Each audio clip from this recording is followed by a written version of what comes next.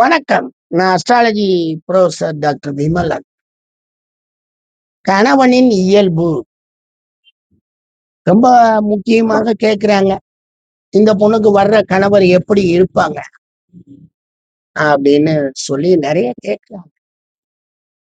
இப்ப கோள்கள் இருக்கிறதுக்கு முதல்ல பார்ப்போம். நான் ஏற்கனவே எல்லா லக்னத்துக்கும் கணவர்களுடைய இயல்பு சொல்லிட்டேன்.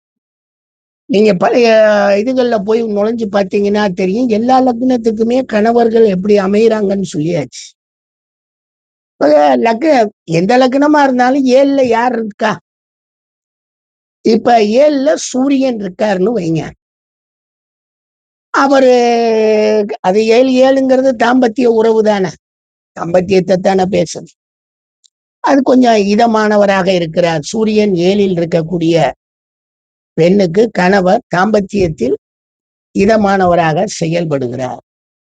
அது கொஞ்சம் நல்லாவும் இருக்கு. சந்திரன் 7ல் இருக்காங்க. ரொம்ப கம்ஃபர்டபுள், ரொம்ப திருப்தியாக தன்னுடைய மனைவியை வைத்துக்கொள்ள உதவுகிறார். இந்த பொண்ணுக்கு 7ல சந்திரன் இருந்தார். அதே மாதிரி 7ல செவ்வாய் இருந்தால் முரட்டுத்தனம் தான். அது போகும். ஒரு முரட்டுத்தனம், முரட்டு சுபாவத்துடன் தாம்பத்திய அமைப்புகள் அவருக்கு அமையுது. சரிங்க சார். 7ல் புதன் இருக்கிறார். அவர் அறிவானவர். கணவர் அறிவானவர். பொண்ணுக்கு ஜாதகத்துல 7ல புதன் இருந்தால் கணவர் அறிவானவர். சரிங்க சார். பொண்ணு ஜாதகத்துல 7ல குரு இருக்கார். ஆகா, சென்ஸ் ஃபுல்லா, அதாவது எதை செய்யணும் எதை செய்யக்கூடாதுங்கிற அடிப்படையை வைத்துக்கொண்டு இந்த உலகத்துல வாழக்கூடிய கணவனை இந்த பெண் பெறுவாங்க. 7ல் சுக்கிரன் இருக்கான். அழகானவராகவும் ஹேண்ட்ஸமாகவும் ரொம்பவும் ஆற்றல் உடையவராக தன்னுடைய வாழ்க்கைய மனைவிக்காக அர்ப்பணிக்கிறார். 7ல் சனியன். சனியன் 7க்கு வந்துட்டாலே ஒண்ணு அது உடைஞ்சு போனவன் தானே. ஒண்ணு ஊனப்பைய, இல்லாட்டினா கிழவனை கட்ட சொல்லுவான், இல்ல ரொம்ப இளமையான கட்ட சொல்லுவான். ஏதாவது ஒரு கோளாறை கொடுப்பான் கணவனுக்கு. அப்படி அமையறத அவங்க ஏத்துக்கிட்டாங்கன்னா அவங்க பாட்டுக்கு வாழ்ந்துட்டு போவாங்க. 7ல் ராகு. அவர் கொஞ்சம் குழப்பமானவரா இருப்பாரு. அவரை புடிச்சு சரி பண்ணிக்கிற வேண்டியதுதான் வாழ்க்கையில. 7ல் கேது. ரொம்ப பிடிவாத குணமா இருப்பார். அவர் நினைக்கிறத சாதிக்கணும்னு நினைப்பார். இந்த பெண்ணுக்கு இருக்கக்கூடிய அடிப்படையில அது அவர்கிட்ட நம்ம அட்ஜஸ்ட் ஆகிக்கிற வேண்டியதுதான். வேற ஒண்ணுமே கிடையாது. இதுதான் இந்த 9 கோணி இருக்கிறதுக்கு உண்டான கணவன் இயல்பு. சரிங்க சார். இது கணவன் இயல்புங்கிறீங்க. இதுல இந்த ஒரு கோளோட இன்னொரு கோள் சேர்ந்தால் என்னன்னா, இன்னொரு கோள் சேர்ந்தா 2 கோளினுடைய காரகத்தையும் எடுத்துக்கங்க. சூரியனும் சந்திரனும் நன்மை, சூரியனும் செவ்வாயும் 2ம் தாம்பத்தியத்துலதான் இங்க பிரச்சனை. தாம்பத்திய உறவுலதான், கணவருடைய குணத்துலதானே தவிர கணவர் இறந்து போயிடுவார். இந்த ஜாதக அலங்காரத்துல ஒரு பாட்டுல போட்டு வச்சிருக்கான். சூரியன் செவ்வாய் 7ல் இருந்தால் கணவர் இறந்துவார். அதை வச்சுக்கிட்டு சூரியன் செவ்வாய் 7ல இருக்கிற பொண்ணை கல்யாணமே பண்ண மாட்டேங்கிறாங்க. சூரியன் செவ்வாய் 7ல இருந்து எத்தனை கோடி பேர் இருக்காங்க தெரியுங்களா? செவ்வாய் ஒரு இடத்துல இருக்கு, சூரியன் சுத்திட்டு இருக்கு.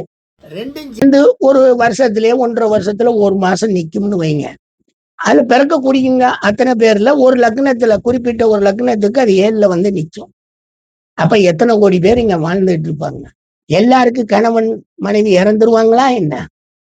அதெல்லாம் சொல்லக்கூடாதுங்க. இது என்னன்னு கேட்டீங்கன்னா, நீங்க பொருத்தம் பார்க்கறதுனால நீங்க எதையாவது நடக்க போறத தடுக்கிறீங்களா?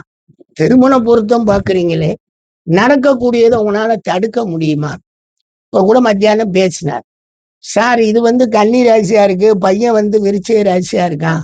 ஏதோ கன்னி ராசி விருச்சிக ராசி பொருத்தம் நல்லா இருக்கும், ஆனா சேர்க்க வேணாம்னு சொல்றாங்க சார் அப்படின்றாங்க. இந்த பாருங்க, ராசி அதிபதிகள் நண்பர்களாக இருந்து திருமணம் நடக்குது இல்லையா? அவங்க போடக்கூடிய சண்டை ஒரு 10-20 நிமிஷத்துல முடிஞ்சிடும். ராசி அதிபதி எதிரிகளாக இருந்து திருமணம் பண்றாங்க இல்லையா? அவங்க சண்டை ஒரு நாள் நீடிக்கும். அவ்வளவுதானே தவிர மற்றபடி எதிரி ராசிகள் திருமணம் பண்ணக்கூடாதுன்னு ஜோதிடத்துல சொல்லல. அதே மாதிரி நட்பு ராசி தான் கல்யாணம் பண்ணக்கூடாதுன்னு சொல்லல. அவங்களுக்கு 7ஆம் அதிபதி எப்படி இருக்கான், நடக்கக்கூடிய தசாநாதர்கள் எப்படி இருக்காங்க, வாழ்வியல் அமைப்புல கணவர் எந்த அளவுக்கு இந்த பொண்ணோட ஒத்து போறாங்க, இந்த பொண்ணு கணவரோட எந்த அளவுக்கு ஒத்து போறாங்கன்னு அந்த பலன்களை தான் பார்க்கணும். சாதக பலன்களை பார்த்துதான் திருமணம் பண்ணணும். 10 பொருத்தம் பார்க்கறதுக்கு 5 ரூபா தானே, 10 ரூபா தானே புத்தகமே. எனவே கணவன் நிலையை இந்த இது அதுக்காக தான் இந்த கணவன் நிலை 7ல இது இருந்தால் இது அங்க கணவன் நிலை. இதை தெரிஞ்சுக்கிட்டீங்களா அவருக்கு தகுந்த மாதிரி மாறிக்கிற வேண்டியதுதான். எனக்கு நல்ல புருஷன் வேணும், நல்ல புருஷன் வேணும்னு 7ல சனின்னு வச்சுட்டு கேட்கக்கூடாது. 7ல ராகு 7ல கேதுவை வச்சுட்டா அது அவங்க குணம் அப்படி. அதுக்கு தகுந்த மாதிரி நீங்க உங்களுடைய வாழ்க்கையில மாறிக்கங்க. 2 கோள் இணைந்தால் அவரை ஒரு முரடரா மாத்துது சூரியன் செவ்வாய். செவ்வாய் போய் எங்க நின்றாலுமே அவங்களுக்குள்ள ஒரு முரட்டுத்தனம் வருது, அவ்வளவுதான். இதெல்லாம் ஏற்றுக்கொள்ளக்கூடியது தானே. என்ன எல்லாருக்கும் எத்தனை பேர் வர்றாங்க போறாங்க, நம்ம என்ன ஏத்துக்கிறாமையா இருக்கிறோம்? அதெல்லாம் நம்ம வரவேற்கணும், ஏத்துக்கணும். அதுதான் நமக்கு இருக்கக்கூடிய ஒரு நல்ல அமைப்புங்க. மற்றபடி வேற ஒண்ணுமே கிடையாதுங்க. 7ல கோள்கள் இருந்தால் இந்த கூட்டு கோள்களா இருந்தால் அந்த நான் சொன்ன குணங்களை எல்லாம் மொத்தமா வச்சுக்கோங்க. அதுதான் அவருடைய குணம். நம்ம ஏத்துக்கிட்டு வாழ்வோங்க. என்னங்க மேட்சிங்கிறது என்னங்க? ஒரு பக்கம் இருக்கக்கூடிய அமைப்பை இன்னொரு பக்கம் இருக்கக்கூடிய அமைப்பு ஒத்துக்கொண்டு ஏற்றுக்கொண்டு வாழணும், அவ்வளவுதானங்க. எதுவும் மாறிட போதா, இல்ல நடக்கிறது எதுவும் நிப்பாட்டிட போறோமா? பொருத்தம் என்னங்க, எதிர்காலம் எப்படி இருக்குன்னு தெரிஞ்சுட்டு திருமணத்துக்கு போயிடலாமே. அதை விட்டுவிட்டு இவங்க படுத்துற பாடுல 7ல செவ்வாய் இருக்கு, அது 2 கல்யாணம் 4 கல்யாணம் எங்க பார்ப்போம்? ஒரு கல்யாண ஜாதகத்தை நீங்க எடுத்துருங்க பார்ப்போம். நான் என் மனைவியோட வாழ்கிறேன், நான் என் கணவருடன் வாழ்கிறேன் சொல்றீங்கன்னா அந்த கோல அமைப்பை கொண்டு வாங்க. அதே அமைப்புல இருக்கக்கூடிய மற்ற ஜாதகங்களா 2 கல்யாணம் பண்ணவன் 4 கல்யாணம் பண்ண ஜாதகம் எல்லாம் அதே மாதிரி கோல் இருக்கவங்களையும் நான் காமிக்கிறேன். என்ன பண்ணுவீங்க?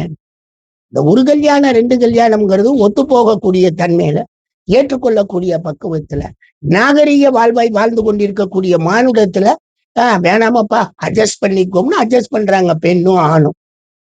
இல்லைங்க வேணாங்க, இந்த இதெல்லாம் இவங்க எல்லாம் துயரமானவங்க, இவங்க வாழ்நாள் முழுவதும் நம்மளை பிரச்சனை பண்ணுவாங்க, இவன் வேணாங்கன்னு சொல்லி வெட்டி விட்டுட்டு அடுத்த கல்யாணத்துக்கு போறதெல்லாம் இன்னைக்கு ரொம்ப வசதியா போயிடுச்சு. அன்னைக்கு 2ஆம் தார கல்யாணம், பெண்ணு போய் ஆணை கல்யாணம் பண்ணா 2ஆம் தாரமா. இன்னைக்கு 2ஆம் தாரமா, நீ 2 நானும் 2 வந்தாவா வராட்டி போ, அப்படி போயிடுச்சு இன்னைக்கு நிலைமை. எனவே அந்த ஏற்புடைய தன்மையுடன் 7ஆம் பாவத்துடன் வாழணும். அதுதாங்க இங்க முக்கியம். வேற ஒண்ணுமே புரிஞ்சுக்கிட்டா நல்லா வாழ்வீங்க. நன்றிங்க, நன்றி.